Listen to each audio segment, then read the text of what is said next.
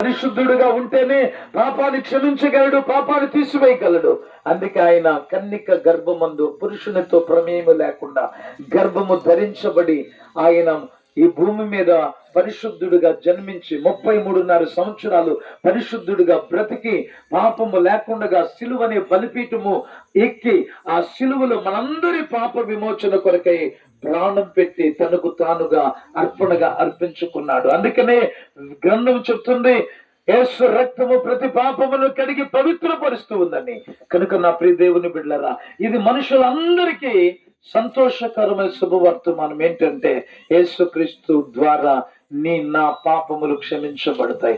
ఎందుకయ్యానంటే క్షమించబడితేనే నేను మరలా పరలోకానికి ఎక్కిపోగలము. ఎందుకంటే దేవుడు పరిశుద్ధుడు, పాపికి పరిశుద్ధుల స్థలంలో చోటు లేదు.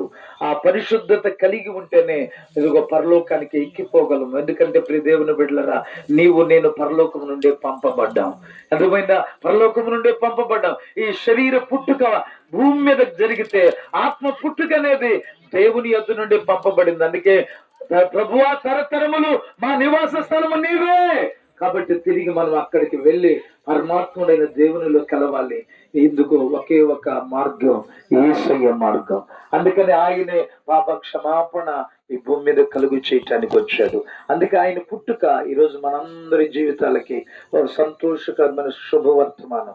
ఇది నాకే కాదు, మీకే కాదు, మనందరికీ భూమి మీద ఆదాము సంతానముగా పుట్టిన ప్రతి ఒక్కరికి కూడా ఇది సంతోషకరమైన శుభవర్తమానం అని చెప్తూ ఈరోజు మీ జీవితాల్లో కూడా ఆ సంతోషం, ఆనందం కలగాలని మేమందరం ఈ స్థలంలో ప్రార్థన చేయటానికి మేము మధ్యకు వచ్చాం. అందరూ తలలు వచ్చి ఆకాశం వైపు చేతులతో ప్రార్థించేద్దామా. పరిశుద్ధమైన తండ్రి, మీకు స్తోత్రములు నాయన. ఇదిగో 2024 సంవత్సరాల క్రితం ఒక మహత్కరమైన కార్యము చేయటానికి భూమి మీదకి వచ్చావు. మీరు వచ్చిన కార్యం పాప క్షమాపణ అనుగ్రహించాలని, అనేకులను తమ వ్యాధులు, తమ సమస్యలు, తమ బాధలు, తమ నిందలు, తమ అవమానంలో విడిపించాలని మీరు ఆ దినము చేసిన కార్యం ఈనాడు కూడా జరుగుతూ ఉంది నాయన. ఈరోజు ఈ ప్రాంతంలో కూడా నాయన ప్రతి బిడ్డను కూడా మీరు క్షమించి వారి పాపము నుండి విడిపించండి. అంతేకాదు నాయన, వారు కన్నిటిని తొడవండి, వారి కష్టాల నుంచి విడుదల కలుగొచ్చండి. ఎవరు రోగముతో పట్టుబడ్డారో, ఎవరు దైవ శక్తులతో పట్టుబడ్డారో, ఎవరు సమస్యలతో పట్టుబడ్డారో వారందరికి గొప్ప విడుదల కలుగు చేసి సమాధానంతో వారి కుటుంబాలు నింపమని ప్రార్థిస్తున్నాం. నూతన సంవత్సరములు నాయన ఈ ప్రాంతం అంతా సస్యశ్యామలముగా మార్చమని ప్రార్థిస్తున్నాం.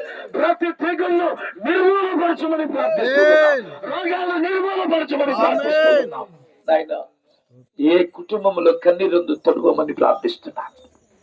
వారి భూఫలమును ఆశీర్వదించండి నాయన, గర్భఫలను ఆశీర్వదించండి నాయన, గొర్రె మేకల మందలను ఆశీర్వదించండి నాయన.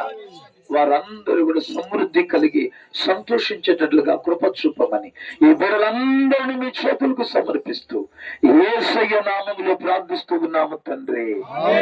ఆమేన్. Happy Christmas. Happy Christmas.